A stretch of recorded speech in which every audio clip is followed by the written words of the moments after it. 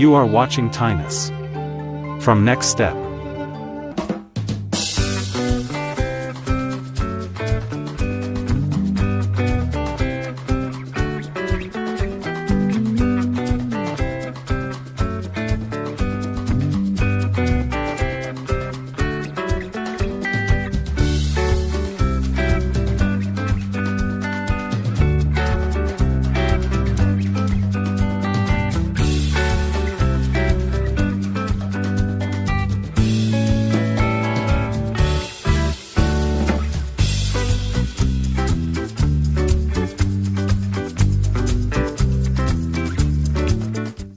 Welcome to the show, Good Things Beside the Temple.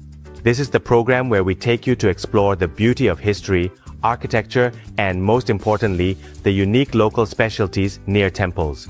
You might be wondering where exactly I am standing right now in Siam. I am at a place called Kaeng Luang by the Yom River in Sisatchanalai district, Sukhothai province. This area is connected to the legend of the founding of Sukhothai city. It's the spot where Phra Rong disappeared and returned to the realm of the gods, just as we learned in school.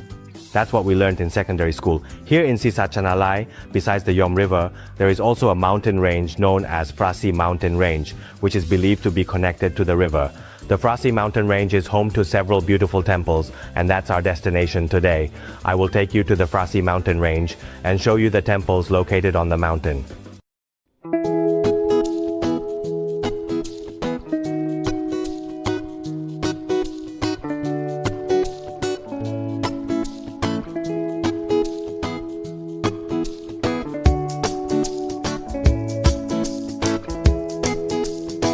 Sisatchanalai is located on the banks of the Yom River, which is the main river used for connecting with other cities of the Sukhothai Kingdom.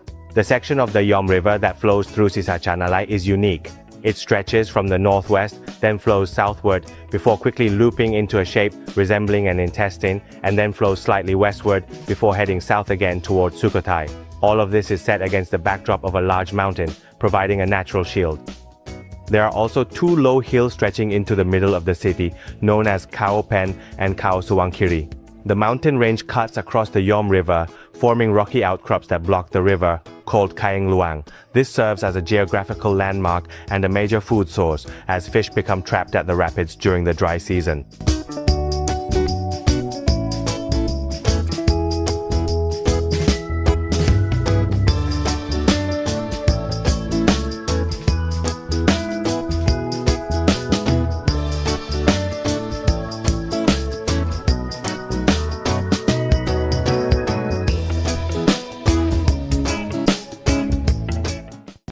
Right now, I'm at the base of Khao Phanom Ploen. There's a staircase here with more than 94 steps. In the past, there might have been even more, maybe a couple more steps. Let's go up and see what's up there and what it's like.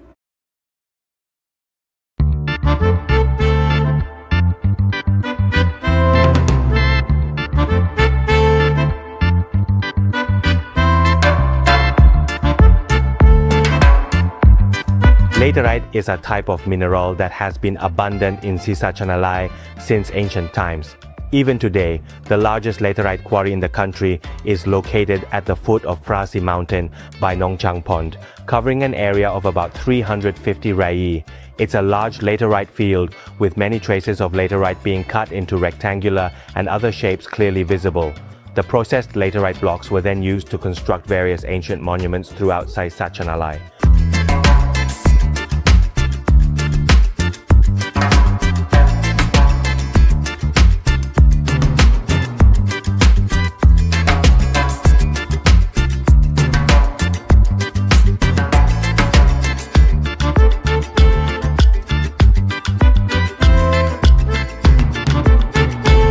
At the top of Phanom Ploen Mountain, there is a temple which features a main stupa, a vihara in front surrounding smaller stupas, and some small heritage structures at the corners. It's a palace situated on the mountaintop, likely built after around 1427 to 1457 AD.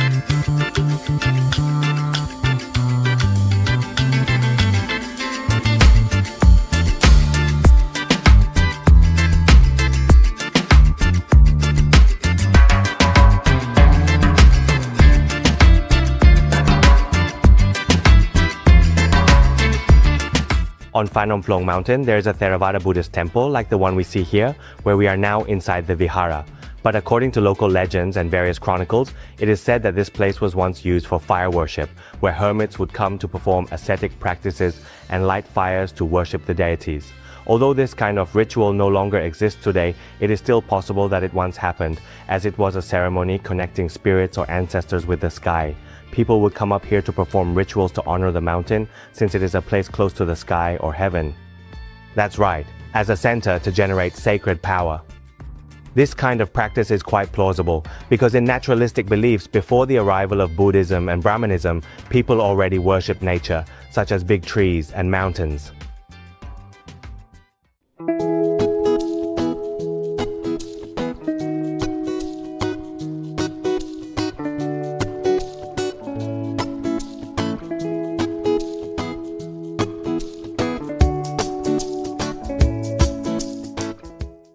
As for the origin of building religious sites on mountains within the context of Cham or Khmer beliefs, we can see examples such as the religious base at Wat Phu or the construction of a mountain on a tiered base as a religious structure, which is a Khmer characteristic. These features represent the mountain as the central axis of Mount Meru, which is considered the center of the universe. Building a sanctuary on top is meant to connect with the deities.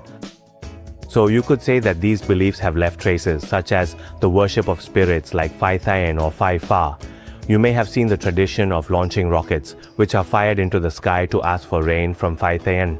Essentially, this is a deity who is asked to release rain onto the world. This is an ancient belief.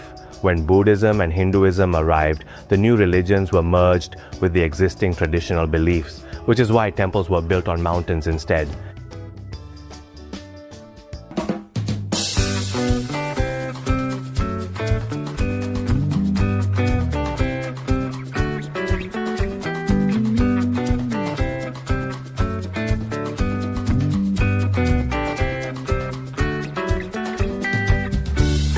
There is the main stupa, a wide courtyard, and at the back there is a shrine for Chao Mai Laong Samli. What exactly is that? Let's go find out.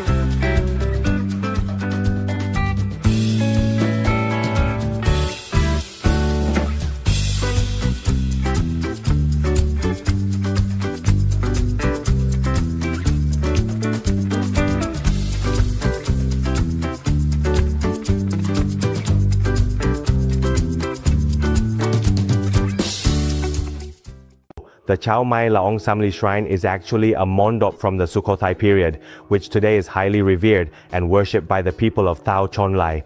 According to legend, 4 sacred statues were found inside the heritage site, but no one knows where they are now. However, one of them had an inscription stating that it was Chao Mai Laong Samli, which led the villagers to believe in her. As for whether there is any archaeological evidence to support this today, let's see. Normally, a mondop like this would have a large stucco statue inside. If you think of the mondop at Si Chum in Sukhothai, that's the kind of structure we're talking about.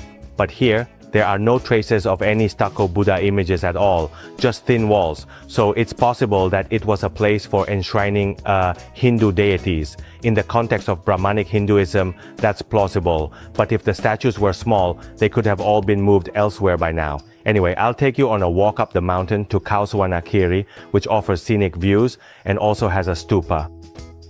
It's a very beautiful stupa, one of the most stunning in Sriracha Vidyalaya and also the largest in Sisatchanalai. So follow me and let's go.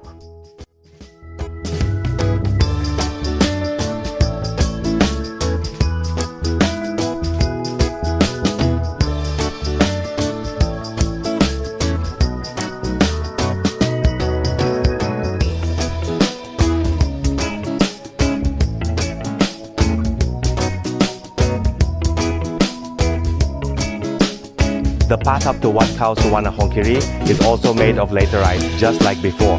But what's special here is that at Wat Khao Suwanakiri, they used bricks to adjust the surface of the steep mountain, reinforcing the strength of the ancient structures built here.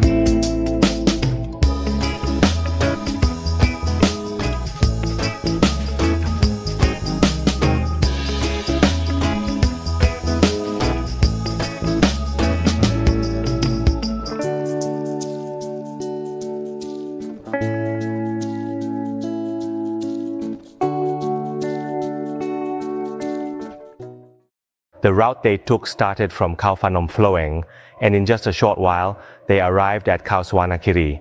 Khao Suvarnakiri is home to the largest bell-shaped chedi in Sisatchanalai, which is situated right at the top of the mountain. The word Kiri refers to the highest peak in Sisatchanalai. Along the main axis of the temple where we are now, the vihara is to the east, and behind it stands the massive principal chedi. It's truly beautiful, viewers.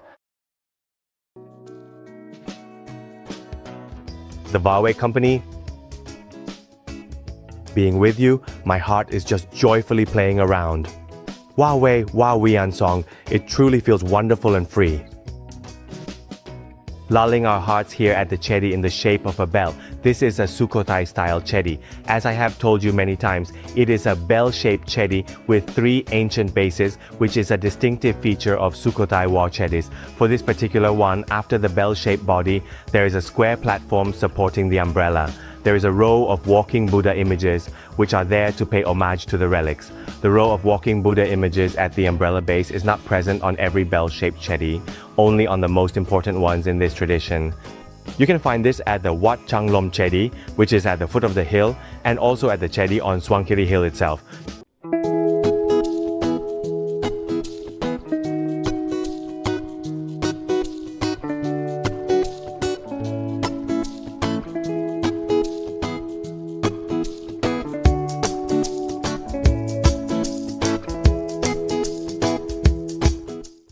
So how was it? You got to see the beautiful temples atop Phanom Phlong Hill and Suvarnakiri Hill, and most importantly, you saw the largest chedi in the ancient city of Sisatchanalai. You also enjoyed the stunning views in this segment of the best things next to the temple. What will I show you next? Stay tuned for the next segment of the best things next to the temple.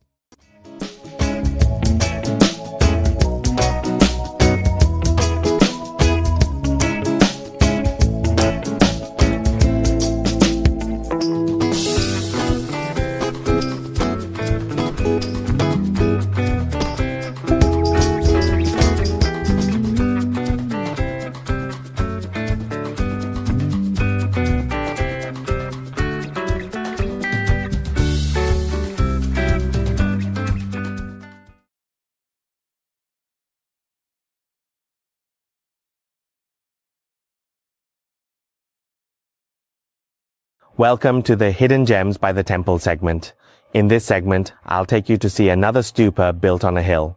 There are 4 temples in a row here, with 23 interesting stupas. Let's go check them out together.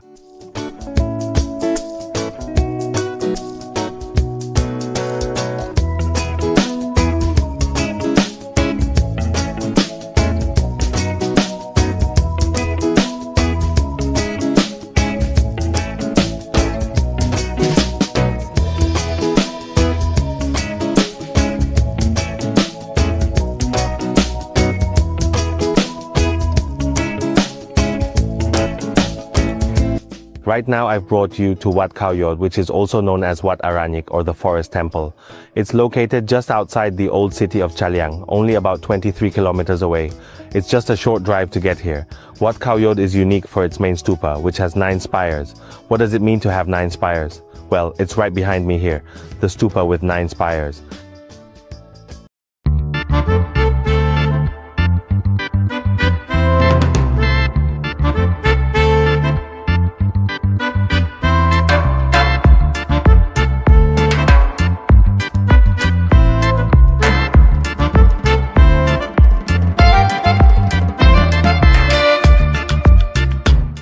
The main stupa has 9 spires.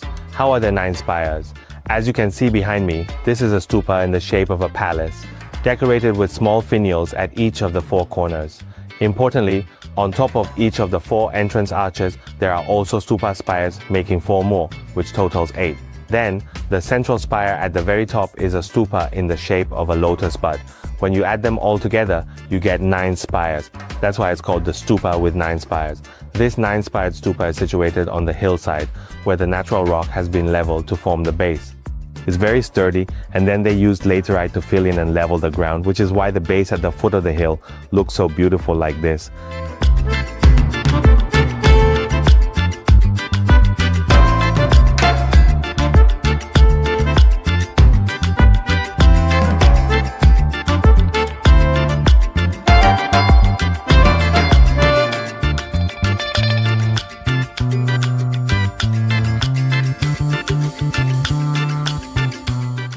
The style of this stepped prang-shaped stupa is a feature that first appeared in the northern region, specifically in Bagan, Myanmar, and then was transmitted from Lana in Chiang Mai. This style was then adopted by Sukhothai and Sisatchanalai, which leads us to assume that this type of stupa was likely built around 2000 Buddhist era. At that time, Lana had begun to exert influence over the Sukhothai and Sisatchanalai regions, and it can be said that this serves as evidence used to connect the relationship between these two regions. Now, at the back, at Port 9 Yod, there is a large and very beautiful bell-shaped stupa. Let me take my leave and walk over there to show it to you.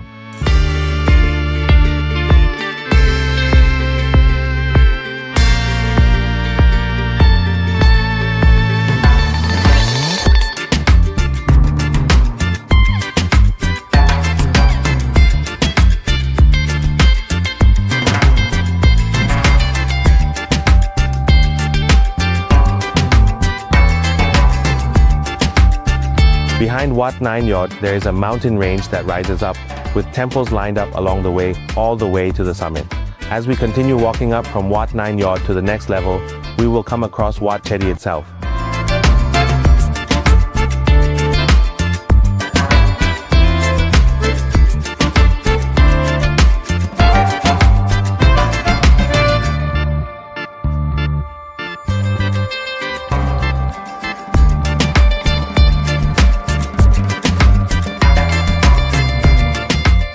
As we walk up further from Wat Nine Yod, we will come across Wat Chedi. At Wat Chedi, you will see a large Chedi structure behind me, which is still intact, but it leans slightly to my left. That's why the locals call it Chedi N. Earlier, we saw a Chedi in the shape of a prang, but this one is a bell-shaped Chedi in the authentic Sukhothai style. It's a large bell shape with 3 stacked lotus petal bases. Please also note that these temples might actually be the same temple. Wat Khao Yai, Wat Chedi N, and Wat Khao Yai 12, as you go higher up, are likely to be the same temple, but with additional architectural structures built over time. Wat Nine Yod might have been the first temple, and then more structures were added, lined up in a straight line all the way to the top of the hill, or it could be the other way around, with the temple built at the summit first, and then more added down to the base of the hill. Both ways are possible. It depends on how you, the viewers, would imagine it. If you had the money to build a temple, which way would you start? Would you build from the top down or from the bottom up?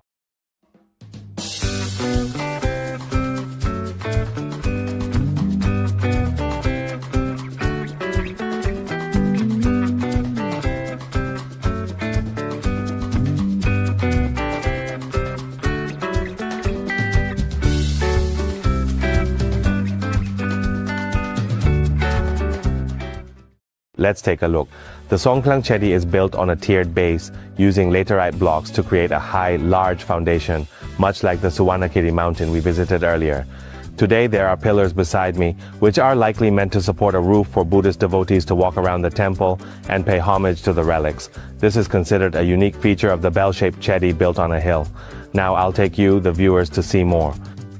Let's keep walking up the hill and check out the next temple.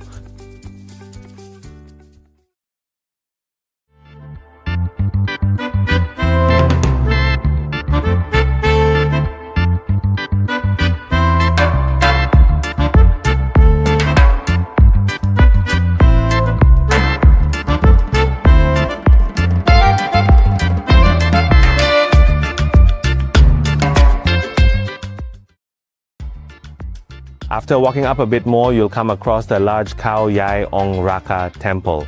This is a particularly special type of bell-shaped stupa because normally the bell-shaped stupas in Sukhothai or Sisatchanalai have a more slender, slim proportion. But this one has a large bell-shaped body. Importantly, the base is not the typical Sukhothai-style lotus base, but rather a triple-tiered, inverted and upright bowl base influenced by Lana. However, even in Lana, this style is rarely seen. If they do use the lotus motif, they usually make it taller and more elongated. This one is made short, very similar to the bell-shaped stupas in Sri Lankan art. It truly is a unique style.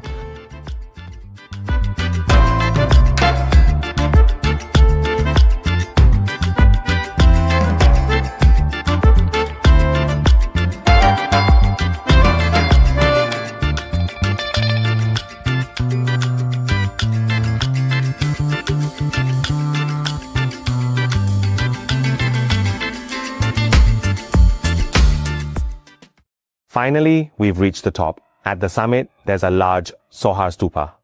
Where we're standing now is actually the vihara area, which is also constructed from laterite stone.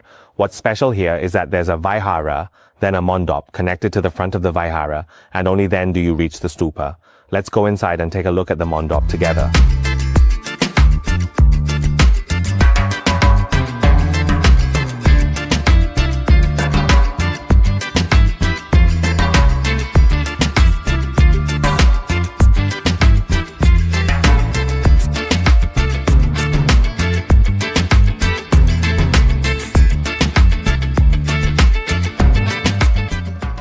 Right now, I'm standing at the mandap in front of the large bell-shaped chedi. This area is the mandap, and further back over there is the vihara. I'm taking you up here, viewers. Normally, the layout of temples in the Sukhothai period mainly consisted of a large principal chedi with some distance between structures, and that was it, just the heritage. That's the basic concept of Sukhothai temple layouts. But when it comes to connecting the vihara, building it so close that it almost touches the principal chedi, this concept actually follows the Ayutthaya style, where the vihara is connected directly to the principal chedi, and a cloister is usually built. However, at this temple, there is no cloister, possibly because there is already a tiered base that allows for circumambulation.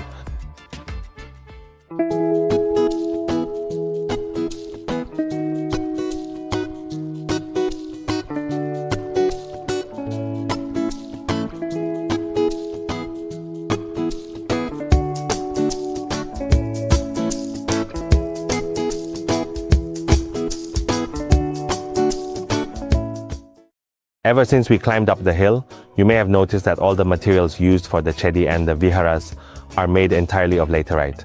This is because Sisatchanalai district, dear viewers, is the largest source of laterite in Siam. In the past, there were laterite quarries located near this mountain range. They would cut the stones to whatever size was needed. When freshly cut, the laterite is still soft, so it can be shaped as desired.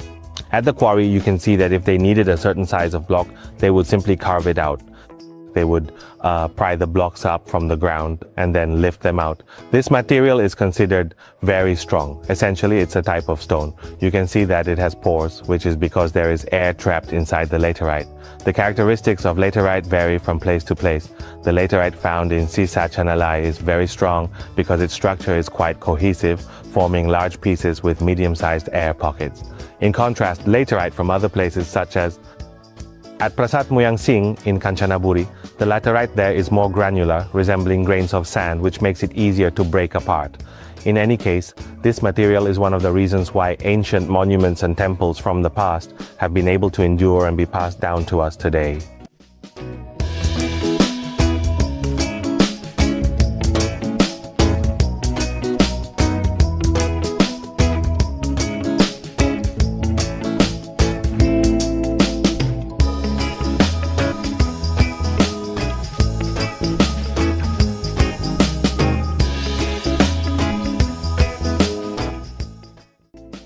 How was it?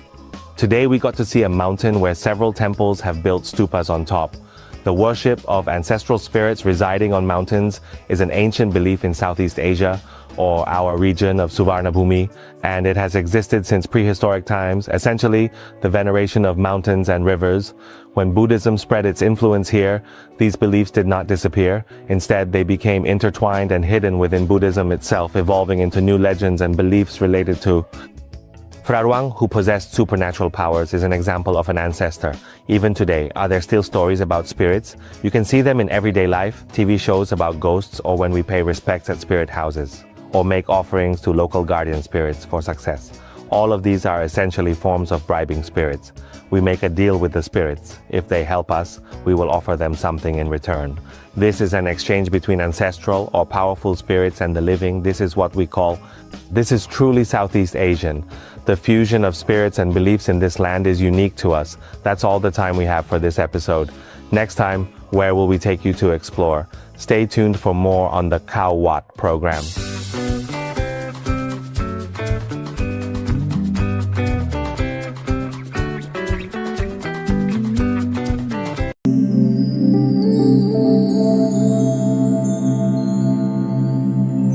Broadcasting from Thailand.